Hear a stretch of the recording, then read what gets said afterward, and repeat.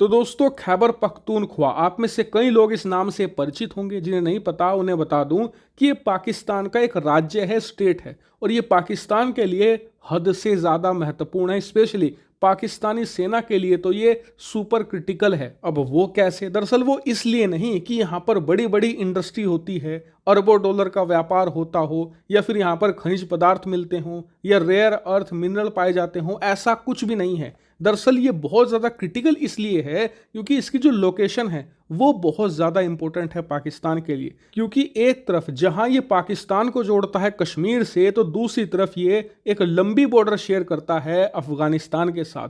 और पाकिस्तान चीन मिलकर जो सीपैक प्रोजेक्ट चला रहे हैं ना, वो इसी के थ्रू आया है पाकिस्तान में। इसीलिए इसकी जो लोकेशन है वो हद से ज्यादा महत्वपूर्ण है। और बात सिर्फ यहीं तक सीमित नहीं है। अगर पाकिस्तान को कनेक्ट होना है मध्य एशिया से, यानी कि कजाकिस्तान, तुर्कमेनिस्तान, इसके अलावा अगर रूस तक भी जाना है, तो उसका रास्ता भी खैबर पख्तूनख्वा से होता है। क्योंकि जो ये खैबर पख्तूनख्वा है ये पाकिस्तान को जोड़ता है अफगानिस्तान के वादर खा रीजन से, जो एक बहुत ही छोटा सा रीजन है, एक पतली सी जगह है जो जोड़ती है पाकिस्तान को सेंट्रल एशियाई देशों से। इससे आप समझ सकते हैं कि ये कितना ज्यादा क्रिटिकल इलाका है। लेकिन आज हम इसके बारे में बात क्यों कर रहे हैं? इसका कारण ये है कि ये एक ऐसा राज्य बन चुका है पाकिस्तान का जिसकी हालत बलूचिस्तान से भी बदतर है। जी हां, यहां पर इंस्टेबिलिटी इतनी ज्यादा बढ़ चुकी है कि आप सोच भी नहीं सकते। आप जानकर हैरान होंगे कि पिछले कुछ सालों में पाकिस्तान के सैनिक जितने बलूचिस्तान में मरे हैं ना, उससे कहीं ज्यादा मारे जा चुके हैं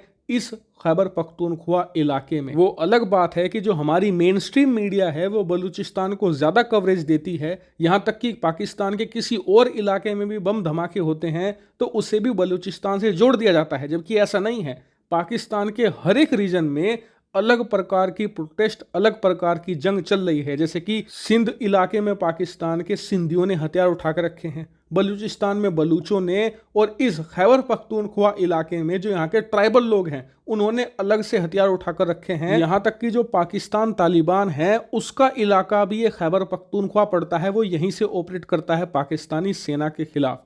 इसलिए यहाँ पर गुट ज्यादा है और पाकिस्तान के सैनिक ज्यादा मारे भी जाते हैं। और इसीलिए पाकिस्तान की सेना का कंट्रोल इस खैबर पख्तूनख्वा से तेजी से छूट रहा है। यहां तक कि आप जानकर हैरान होंगे कि इसी खैबर पख्तूनख्वा इलाके में एक खास रीजन पड़ता है, फाटा, यानी कि फेडरल एडमिनिस्ट्रेट ट्राइबल रीजन। यहां पर पाकिस्तान की सेना का और सरकार का लगभग जीरो कंट्रोल आप मानकर चलिए। यहां के ट्राइबल लोगों का कंट्रोल है और बिना इनकी इजाजत के पाकिस्तान की सरकार यहां पर चूं तक भी नहीं कर सकती। इतनी ज्यादा बुरी हालत है खैबर पख्तूनख्वा की। लेकिन मैं आपको आज क्यों बता रहा हूं ये सारी राम कहानी? इसका कारण ये है कि इसी इलाके में 2023 का पाकिस्तानी सेना पर अब तक का सबसे बड़ा हमला अंजाम कल रात दिया गया है। स्क्रीन पर आप आर्टिकल देख सकते हैं। अब तक की रिपोर्ट है कि पाकिस्तानी सेना के 9 सैनिक मारे गए हैं। जी हां, 9 सैनिक मार दिए गए हैं और 17 की हालत क्रिटिकल है, यानी कि मरने वाले सैनिकों का आंकड़ा बढ़ सकता है। वहीं कुछ अनकंफर्म रिपोर्ट तो ये भी आई है कि ये एक सुसाइड अटैक था, यानी कि एक व्यक्ति आया, उसने खुद को उड़ा लिया पाकिस्तानी सेना के काफिले से। और इसीलिए बताया जा रहा है कि इस हमले में जितने भी पाकिस्तानी सैनिक चपेट में आए वो सारे के सारे मारे जा चुके हैं और पाकिस्तान की सेना कवर अप करने में लगी हुई है। लेकिन जो भी हो, अगर हम पाकिस्तानी सेना का ही आंकड़ा माने तो 9 सैनिकों की मौत और 17 सैनिक क्रिटिकल हालत में होना एक बहुत ज्यादा बड़ा आंकड़ा है। वहीं इस हमले ने पाकिस्तान की सेना का नुकसान तो किया ही है, साथ ही इन्हें बुरी तरीके से फंसा भी दिया है। इसका कारण मैं आपको बताता हूं। दरअसल अब से कुछ ही दिन पहले बलूचिस्तान के अंदर चीनी नागरिकों पर अटैक हुआ था।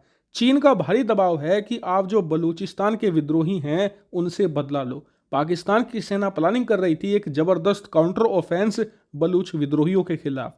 लेकिन इसी बीच एक दूसरे राज्य में, यानी कि खैबर पख्तूनख्वा में, जो बहुत ही ज्यादा अनस्टेबल राज्य है, वहां पर इनके ऊपर इतना मैसिव अटैक हुआ है कि पूरे देश का मोरल डाउन है। अगर ये बदला लेते हैं तो वहां पर जो ट्राइबल लोग हैं या फिर तालिबान के लोग हैं उनके साथ जंग छिड़ सकती है। दूसरी तरफ चीन का प्रेशर है, बलूच विद्रोहियों के खिलाफ भी एक्शन लेना है।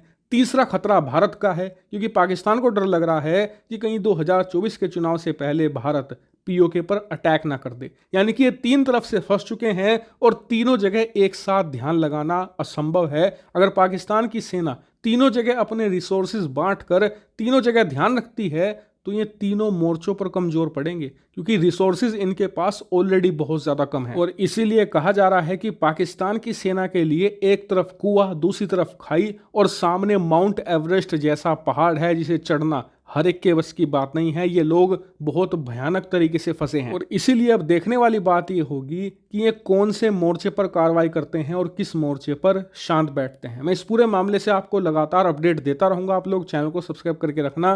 Thank you very much for watching video.